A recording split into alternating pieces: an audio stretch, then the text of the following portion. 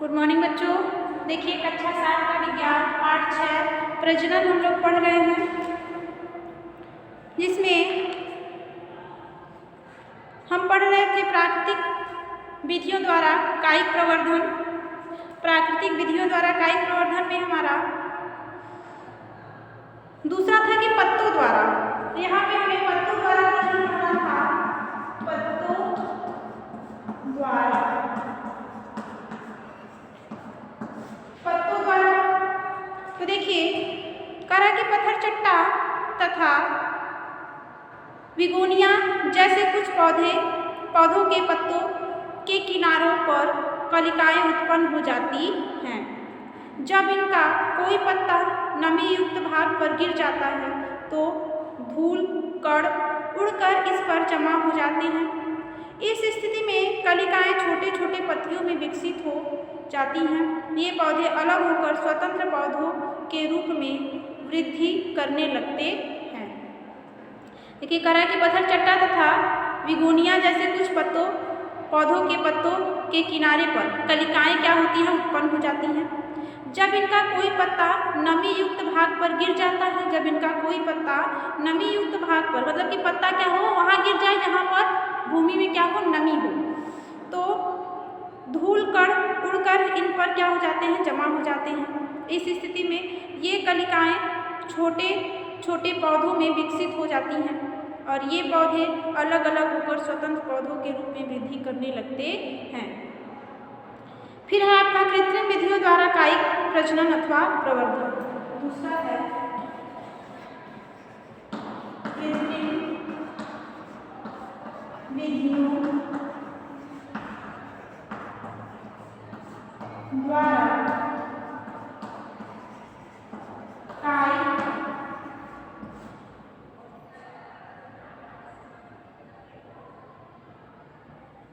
प्रजनन अथवा प्रवर्धन। कृत्रिम विधियों द्वारा कायिक प्रजनन अथवा प्रवर्धन। माली तथा बागवान आजकल कायिक प्रवर्धन की रोपड़, दाब, कलम तथा ऊतक संवर्धन जैसे कई कृत्रिम विधियों द्वारा नए पौधे उगाते हैं। कह रहा है कि जो माली बागबान है, जो बगीचे का काम जैसे कि बाग बगीचे लगाते हैं, वो क्या करते हैं, कायिक प्रवर्धन या रोपड़ दाब द्वारा कलम या ऊतक। कलम आप जानते हैं, जैसे गुलाब लगाया जाता है तो क्या किया जाता है, गुलाब की टहनी को छोटा छोटा काट कर उसे मिट्टी में लगा दिया जाता है। तो ऊतक प्रवर्धन जैसे कृत्रिम विधियों द्वारा नए पौधे उगाए जाते हैं। ये विधियाँ निम्नलिखित हैं। अब इसमें कौन कौन सी विधि है, पहला हमारा रोपड़ विधि। तो यह विधि उत्तम गुणवत्ता वाले पौधे को प्राप्त करने की वह विधि है। यह विधि उत्तम गुणवत्ता वाले पौधे को प्राप्त करने की वह विधि है जिसमें जड़ वाले घटिया पौधों पर एवं अन्य बढ़िया पौधों की शाखा लगा दी जाती है। मतलब कि कह रहा है कि रोपड़ विधि में क्या होता है कि यह विधि उत्तम गुणवत्ता वाले पौधों को प्राप्त करने की विधि है। इससे उत्तम अच्छे गुण वाले हमें पौधे प्राप्त होते हैं, जिसमें क्या किया जाता है, जड़ वाले, मतलब जिसमें जड़ होते हैं, खराब पौधे एवं अन्य बढ़िया पौधे और अच्छे पौधे की शाखा को लगा दिया जाता है। जड़ वाले जो खराब पौधे जैसे स्कंद तथा अच्छे पौधे ली गई कलिका युक्त शाखा को कलम कहते हैं। जब खराब और अच्छे दोनों पौधों को लगा दिया जाता है, उनसे क्या होता है, पौधे जो निकलते हैं उनकी जो कलिका होती है उनको लेने पर उनकी जो शाखाओं को, कलिका युक्त शाखाओं को जब लिया जाता है तो वो अच्छे, मतलब कि रोपड़ विधि वहाँ पर होती है। कलम तथा स्कंद के सिरों को जोड़कर मजबूती से बांध दिया जाता है तथा गीली मिट्टी आदि लगा दी जाती है और कैबियम की क्रिया से कलम तथा स्कंद कुछ दिनों में ही परस्पर जुड़ जाते हैं। स्कंद आवश्यक कणों को भूमि से अवशोषित करके कलम तक पहुंचाता है। इस विधि द्वारा किसान उत्तम जड़ तंत्र तथा उत्तम फल देने वाले पौधे का विकास सफलतापूर्वक करते हैं। अब है आम, सेब, संतरा, गुलाब, रबर आदि उत्तम गुणवत्ता वाले पौधे इसी विधि से विकसित हो जाते हैं। फिर है दाब लगाना। दूसरी विधि है दाब लगाना। इस विधि में पौधों की एक लचीली शाखा को नीचे की ओर झुकाकर नमी युक्त मिट्टी में इस प्रकार दबा दिया जाता है कि उसकी पत्ती वाला आगे का भाग भूमि से बाहर वायु में रहता है। कह रहा है कि इस विधि में पौधे की एक लचीली शाखा को नीचे की ओर झुकाकर नमी युक्त मिट्टी में इस प्रकार दबा दिया जाता है कि उसका पत्ती वाला आगे का भाग भूमि से बाहर वायु में रहता है। मतलब कि और भाग नमी युक्त मिट्टी में दबा दिया जाता है और भाग क्या होता है, वायु के बाहर रहता है, भूमि के बाहर, वायु में मतलब बाहर दिखता है। इस शाखा में भूमिगत भाग की जड़ें विकसित हो जाती हैं। जो शाखा के अंदर मतलब जो भूमि के अंदर भाग है वो क्या होगा, विकसित हो जाता है। इस शाखा को जनक पौधे से अलग किए जाने पर यह एक स्वतंत्र पौधे के रूप में वृद्धि करने लगती है। फिर है जैसे चमेली, गुलाब, बोगेनविलिया, मैग्नोलिया आदि कुछ पौधे दाब लगाकर उगाए जाते हैं। ये जो पौधे होते हैं इन सबके ये दाब लगाकर ही उगाए जाते हैं। अब है कलम लगाना। तो कायिक प्रजनन की इस विधि का उपयोग आलू, गुलाब, गन्ने आदि कुछ पौधों को उगाने के लिए किया जाता है। इस विधि में तने के छोटे छोटे टुकड़े काटे जाते हैं। इन टुकड़े में कम से कम 2 गांठें तथा 1 कलिका अवश्य होनी चाहिए। उसमें क्या होना चाहिए, 1 कलिका और 2 गांठ होना चाहिए। इतना छोटा छोटा मतलब कि इस तरह से काटना चाहिए कि जो गांठ है 2 होने चाहिए और कलिका होना चाहिए।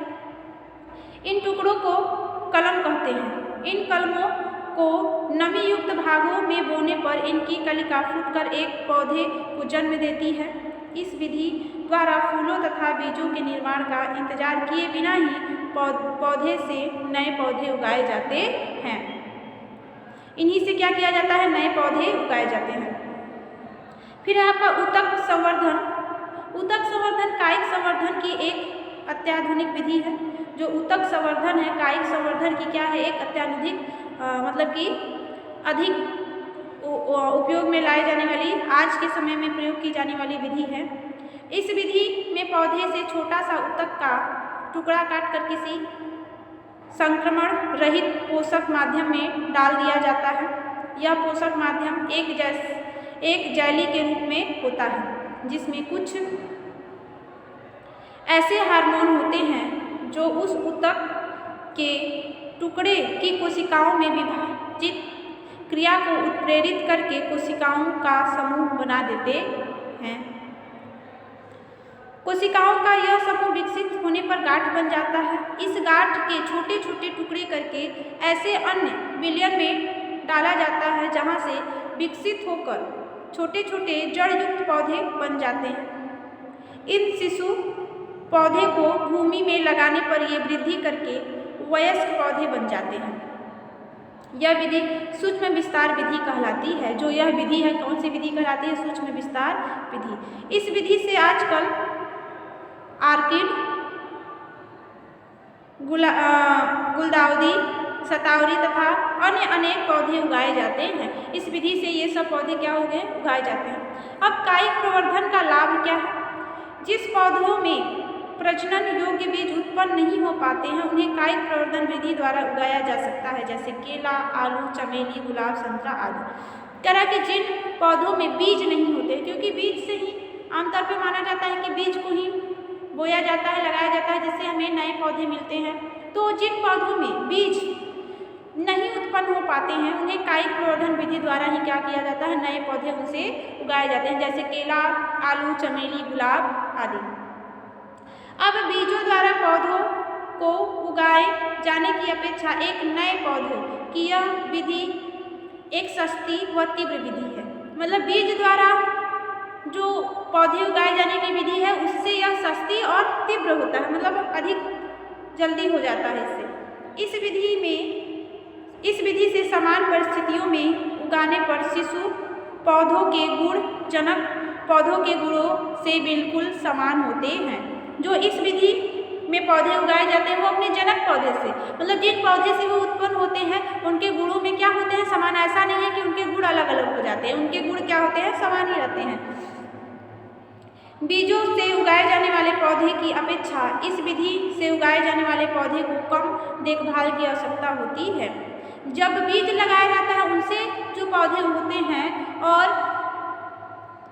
इस तरह से जो कायिक प्रवर्धन द्वारा पौधे उगते हैं, कायिक प्रवर्धन के पौधों को बीजों की अपेक्षा कम देखभाल की आवश्यकता होती है। जब बीज लगाया जाता है तो उनको अधिक देखभाल की आवश्यकता होती है और कायिक प्रवर्धन वाले को कम देखभाल की आवश्यकता होती है। फिर अगला है, इस विधि द्वारा बीज रहित फल भी प्राप्त किए जाते हैं। इस विधि द्वारा क्या, ऐसा नहीं है कि बीज का प्रयोग नहीं किया गया तो जो फल आएगा उसमें बीज होगा या नहीं होगा। तो इसमें कह रहा है कि इस विधि द्वारा बीज रहित फल भी प्राप्त किए जाते हैं जिसमें बीज न हो। इस विधि द्वारा ऐच्छिक गुणों वाले पौधे की वांछित संख्या को संरक्षित किया जाता है। ऐच्छिक गुणों मतलब कि अपनी इच्छा के अनुसार गुण वाले पौधे को क्या किया जाता है, संरक्षित किया जाता है। फिर है आपका पुनरुद्भवन। शरीर के खोए हुए भागों को पुनः प्राप्त करने अथवा क्षतिग्रस्त भागों या ऊतकों से पूरे शरीर की प्राप्ति की क्रिया को पुनरुद्भवन कहते हैं। मतलब कि जो अंग खो गए हैं, जो भाग खो गए हैं, उन्हें पुनः प्राप्त करने की क्रिया। यह प्रक्रिया पौधों तथा निम्न श्रेणी के कुछ जंतुओं जैसे हाइड्रा, केचुआ, स्पंज तथा तारा मछली आदि में अधिक समान रूप से पाई जाती है। यह जो क्रिया है हाइड्रा में, केचुआ में, स्पंज तथा तारा मछली में, इन सब में क्या आसानी से पाया जाता है।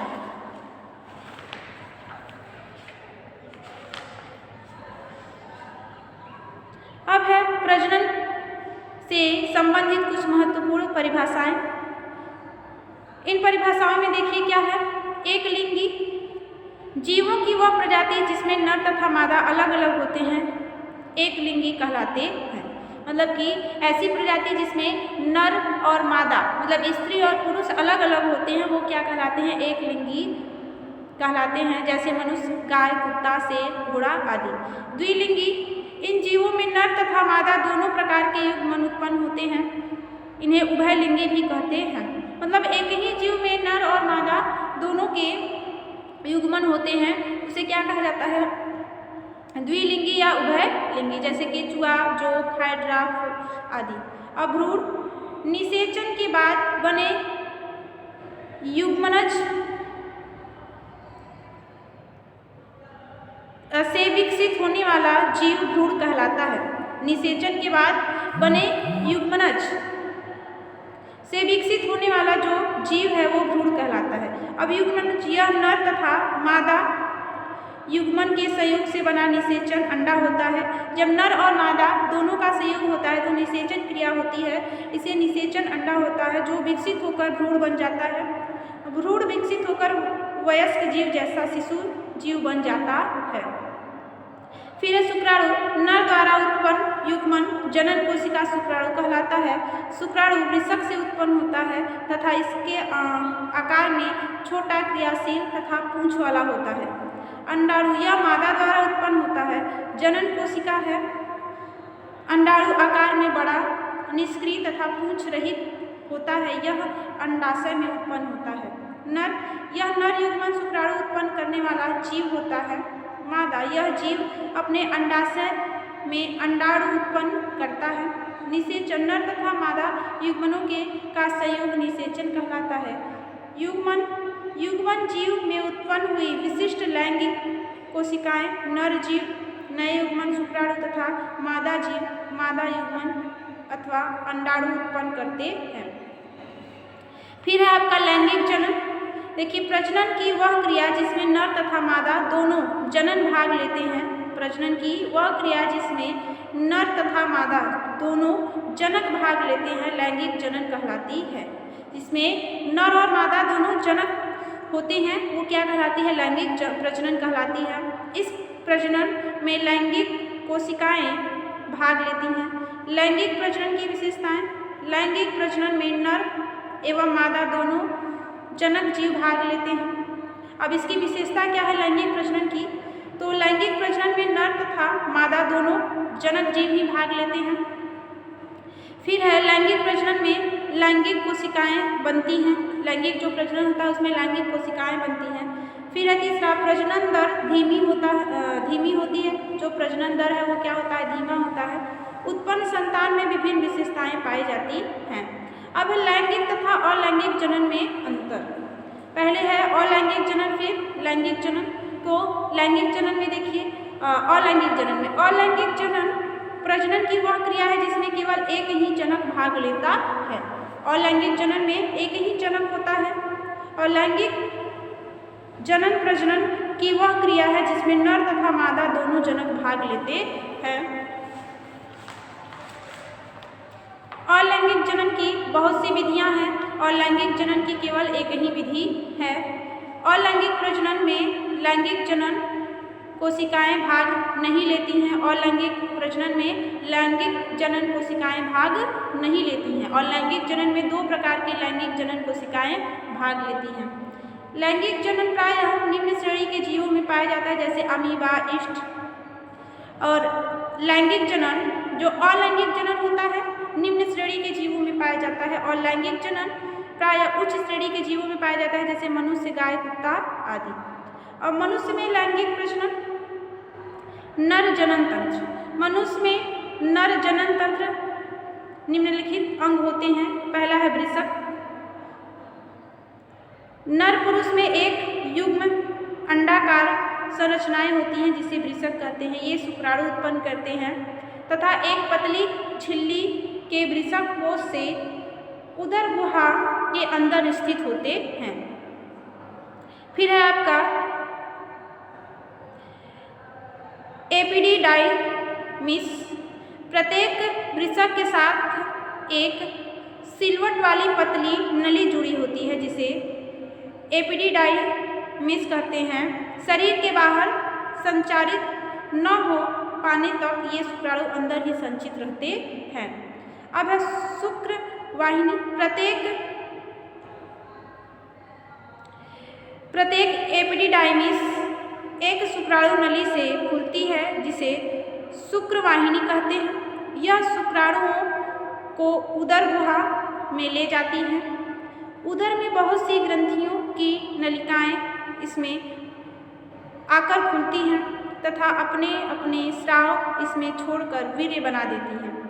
यह वीर्य मूत्र मार्ग द्वारा शरीर के बाहर निकल जाता है। अब है शिशिन। यह मांसपेशियों से बना एक बेलनाकार अंग होता है जिसे पर्याप्त मात्रा में रक्त का संचारण रहता है।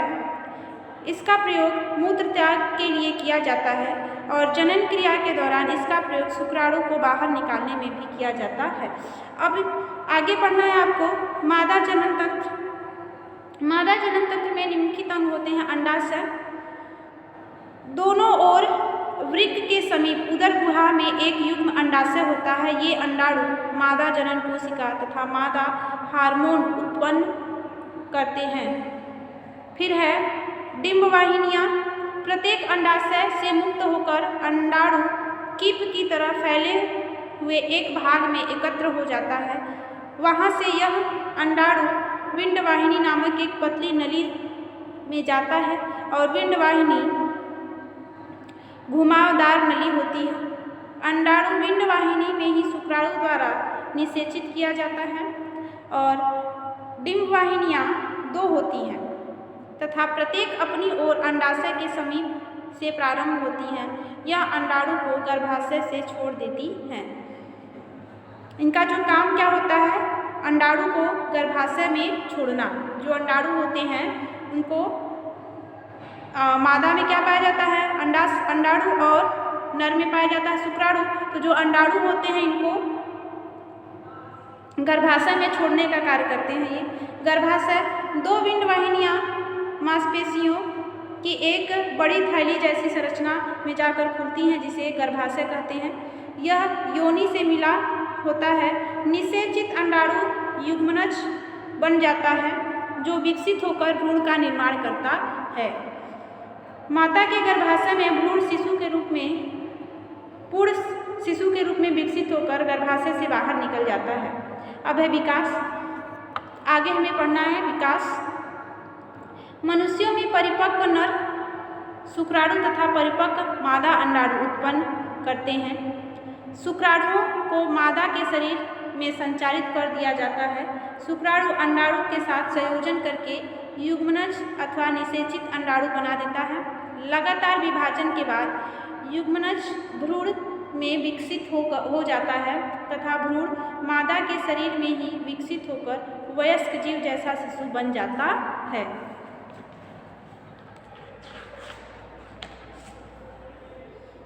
सभी जीवों में प्रजनन क्रिया मनुष्य जैसी नहीं होती है। कुछ जीव अंडे देते हैं जिनके फूटने पर शिशु बाहर निकल जाते हैं। पक्षियों, मेंढकों तथा सरीसृप जंतुओं में अंडों द्वारा ही प्रजनन होता है। मनुष्य की ही भांति कुछ जीव शिशु को जन्म देते हैं, जैसे कुत्ता, बिल्ली, गाय, शेरनी, बकरी, घोड़ा आदि। घोड़ा बोल दिए। पौधों में लैंगिक जनन। अब पौधों में लैंगिक जनन, कुछ पौधों में भी जंतुओं की भांति लैंगिक जनन होता है। फूल पौधों का जनन भाग होता है। जो पौधे का फूल होता है वो जनन भाग होता है। एक फूल के 4 भाग होते हैं, समकेंद्रीय वृत्तों में व्यवस्थित रहते हैं। यदि किसी फूल में इन भागों में से कोई भी भाग उपस्थित हो तो उस फूल को अपूर्ण फूल कहते हैं। देखिए क्या कह रहा है कि एक फूल के 4 भाग होते हैं। एक फूल के कितने भाग होते हैं? 4 भाग होते हैं जो समकेंद्रीय वृत्तों में व्यवस्थित रहते हैं। यदि किसी फूल में इन भागों में से कोई भी भाग अनुपस्थित हो तो इन भागों में से कोई भी भाग एक उपस्थित न हो तो उस फूल को अपूर्ण फूल कहते हैं। एक पूर्ण फूल पौधे के लैंगिक जनन में सहायता करता है। एक जो पूर्ण रूप से जो फूल होता है वो लैंगिक पौधे को जन्म देने में सहायता करता है। फूल रहित पौधे जैसे शैवाल, कवक, फर्न आदि लैंगिक जनन होता है।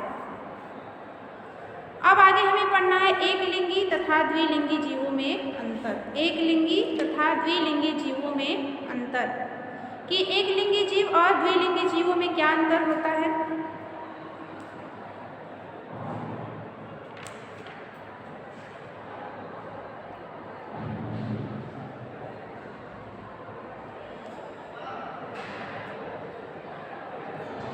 तो इसको आप कुछ अपने से पढ़िएगा, ठीक है। इसको आप कुछ अपने से पढ़िएगा। इसको आगे से हम कल पढ़ाएंगे। आज जितना भी मैंने पढ़ाया है एक बार किताब खोल के आप खुद से पढ़िएगा, ठीक है। और उसमें छोटे छोटे प्रश्न जो दिए हुए हैं उसको लर्न कीजिएगा। बहुत सारे छोटे छोटे प्रश्न हैं जिसको आपको लर्न करना होगा। तो जो छोटे प्रश्न हैं उसको आप खुद से लर्न करके कॉपी पे नोट करिएगा। और बाकी प्रश्न उत्तर तो हम लिखवाएंगे ही, लेकिन कुछ प्रश्न आप अपने से बनाने का प्रयास कीजिएगा। आज के लिए इतना ही। बाय बच्चों।